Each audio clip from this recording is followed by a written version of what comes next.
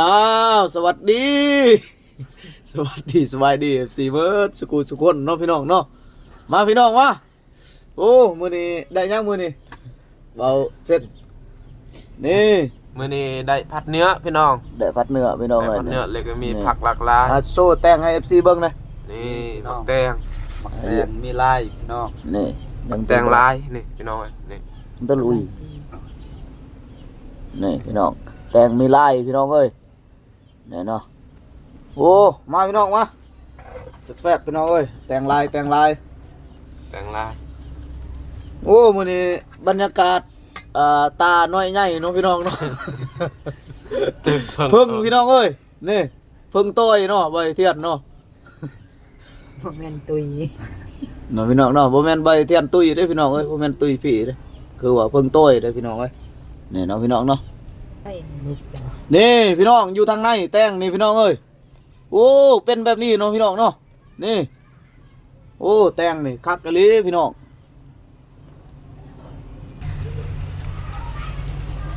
เนาะพี่น้องเนาะFC ทางประเทศไทยหรือว่าทางประเทศลาวหรือว่าสหรัฐอเมริกาเกาหลีก็แล้วแต่เนาะพี่น้องเนาะ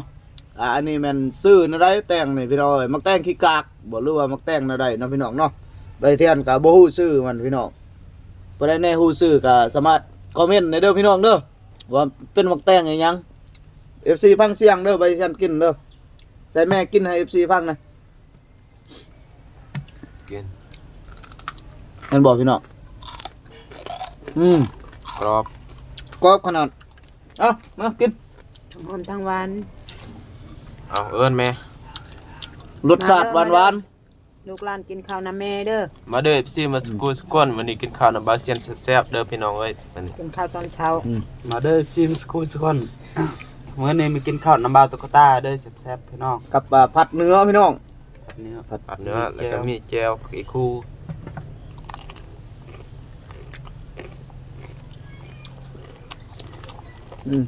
ครับท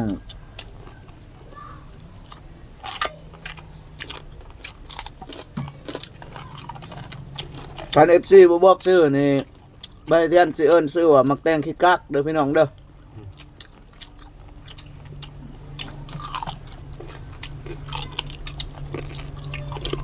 เป็นลาย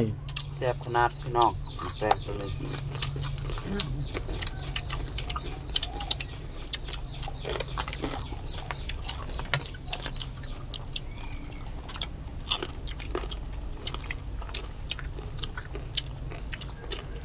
ตัวนี้ใบเทียนเมียนก่อนเนาะเพราะว่ายังบ่ฮู้จักชื่อให้ FC คอมเมนต์ก่อนว่าแม่นแต่งอีหยังชื่อนั่นได้แต่ง ตัวนี้ต้มมักมีอันนี้ตัวอ่อนๆจำแจ่ว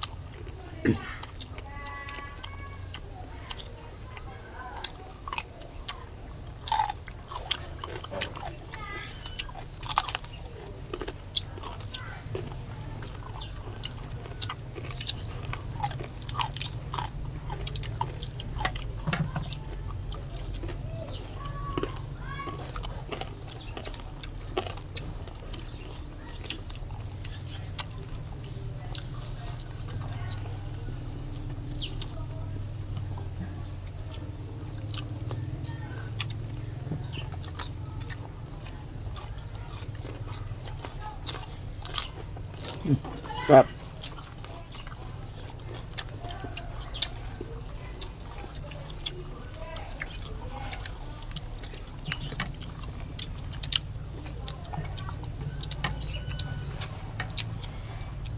มาเหลืองรัด นั่นแหละอ่อน มีอ๋อ ๆดุนเจ็บตุก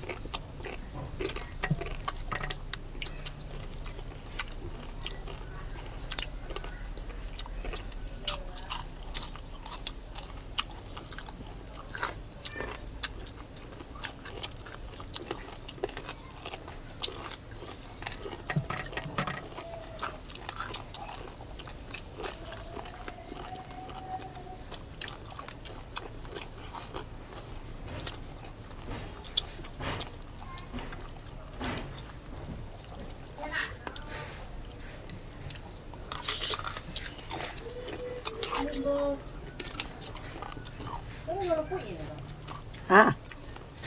ง่ายเลยจะดู อายุรถหญ้าละหมกเอ็มสวรรค์เอ็ดลิกโรไปเยอะระเสียกแล้วรถดูเลยรถมุกเก เอ้ยภาษาเวียก เอาปากเลยกิน ที่รถยักษ์แบบไหนเยอะไปกูมา ก็รถบัสคัด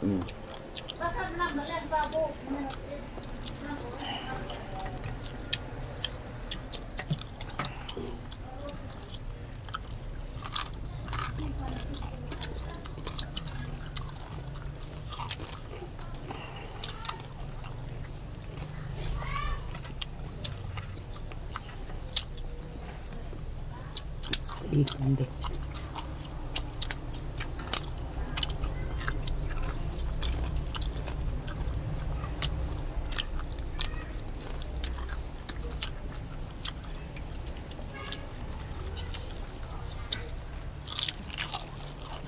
นี่เลยเด็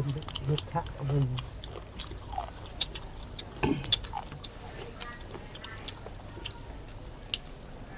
หนูจะเอาเบกล่ะ ที่เป็นหนึ่งไปเรื่อง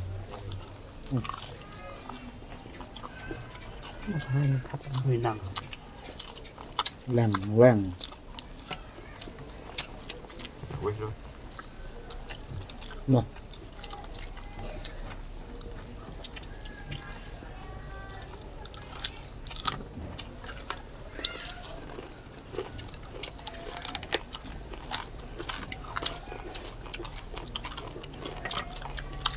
หวานเลยผักลวกนะ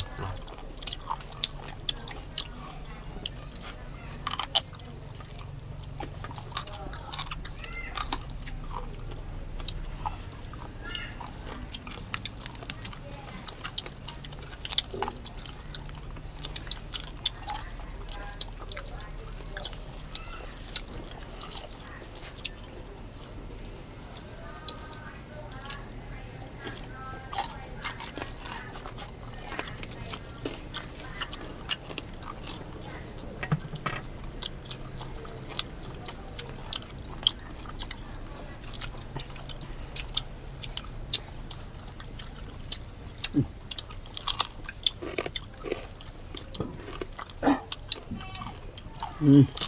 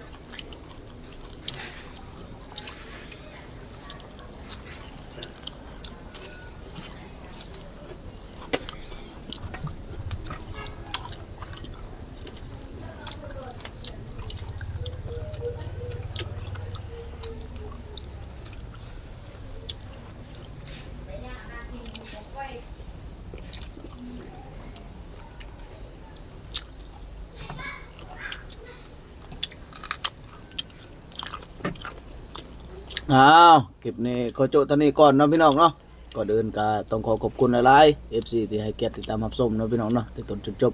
เอาคลิปนี้ขอกล่าวคำว่าสวัสดีและก็สบายดีเนาะพี่น้องเนาะบ๊ายบาย